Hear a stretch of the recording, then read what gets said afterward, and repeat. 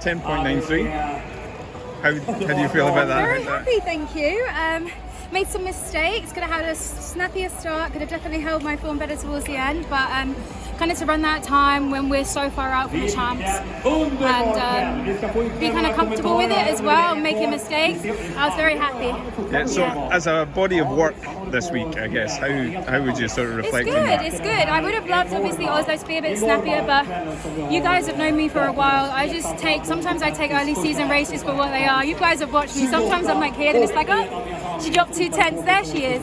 So yeah, I'm very happy to have put together such a marked step in between these two races. I would have loved for a swing of a 10th, but to go more than a 10th is great. What are you sort of telling yourself in between? So you had a couple of days sort of in between your I just looked on what I could improve, and there were a lot of things from Oslo that were really good, and but there were also a lot of things that I can do way better, and it was just honing in on those bits and making sure they're at the forefront of my mind.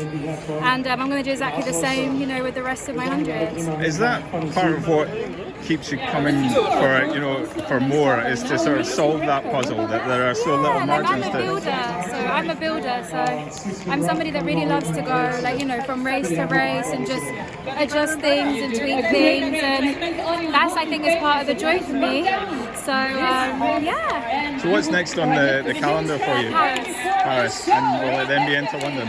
No, pre-content. Oh, of course, yes, of course.